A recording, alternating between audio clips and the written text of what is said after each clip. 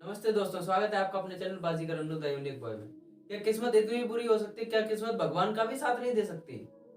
श्री राम जी तो भगवान थे ना, क्या उनकी भी किस्मत खराब हो सकती है? क्या श्री राम जी जो रात में डिसाइड हुआ था कि सुबह श्री राम जी को राजा बनाया जाएगा अयोध्या का, उन्हें रात को ही वनवास मिल गया, सुबह वो 14 साल के लिए वनवास चले गए थे। अब आती है आपकी किस्मत की बात। क्या किस्मत भगवान जी की भी बुरी हो सकती है? नहीं यार, वो तो खुद एक भगवान है, वो उनकी कैसे हो सकती है? रात में उनको डिसाइड हुआ कि वो सुबह राजा बनेंगे और शाम को ही उनको वो मिल गया बनवास 14 साल का, वो चले गए सीधा बनवास में सुबह। ऐसा नहीं था कि ये उनको ही करना था, उनको राजा बनना था। अरे भाई, वो राजा बन जाते, रावण को कौन मारता फिर? वनवास तो चाहिए था उन्हें, वनवास तो मिलना जरूरी। चीजें स्क्रिप्टेड थी, ऊपर वाले ने सब कुछ स्क्रिप्टेड करके भेजा हुआ था। श्री राम जब नीचे आए थे ना, तो ऊपर जब ये चर्चा हुई कि अरे यार इनको राजा बना दिया जाएगा, फिर रावण को कौन मारेगा, सारी चीजें हो गई। फिर उसके बाद इनको पता चला, कैकेयी का मूड घुमाया गया। तब कैकेयी वहां जाकर के बात करती है कि मेरा जो वरदान रहेगा तब वो मुझे याद दे दो। फिर उन्होंने मांगा था कि 14 साल का इनको वनवास दे दो, भरत को राज्य दे दिया जाए।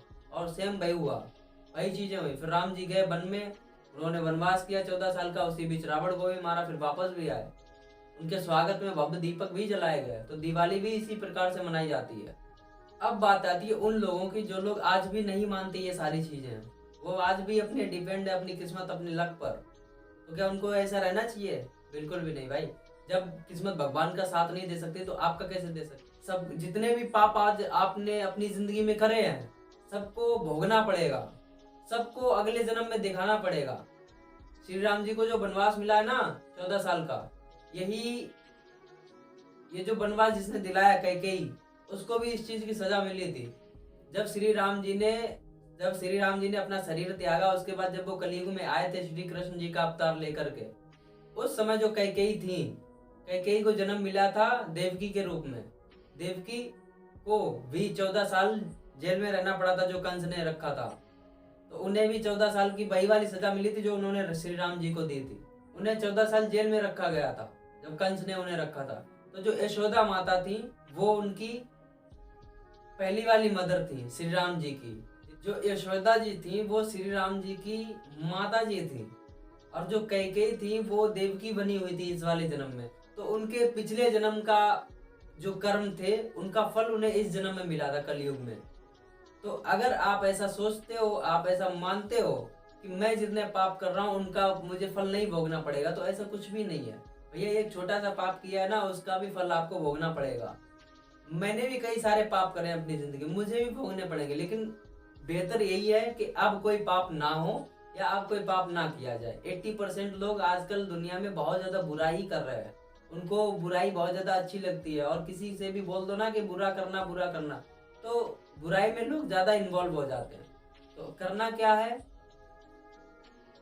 जितनी चीजें बुरी हैं उनको जितना अवॉइड कर सकते हो उतना ही अच्छा है। क्योंकि नेगेटिविटी ना लोगों के दिमाग में ऐसे घुसती है जैसे किसी ने कोई मीठा सा हलवा हलवा दे दिया हो और उसे खाने के लिए टूट पड़ते ना लोग, वैसे ही जैसे बुराई हो गई है ना, जो मीठा हलवा होता है दिवालियों पे मिलता है, रसगुल्ले वगैरह मिलते हैं, बिल्कुल इसी तरीके से आदमी उसी में इन्वॉल्व हो चुका है। उसको बुराई समझ में नहीं आती, और जबकि उसे पता होता है कि ये सारी चीजें गलत है, लेकिन उसके बावजूद भी आदमी वही करता है।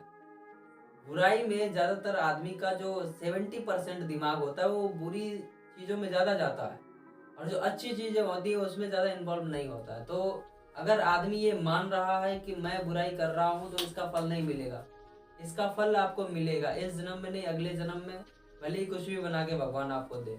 तो फिर अगर जो देवकी जी थी, जिनके पुत्र थे श्री कृष्ण भगवान, अगर वो चाहते तो क्या वो अपनी माता को वहां से निकाल नहीं सकते थे? अगर वो खुद जेल से निकल सकते हैं तो क्या वो उन्हें नहीं निकाल सकते थे? लेकिन उन्हें तो वनवास मिला था ना।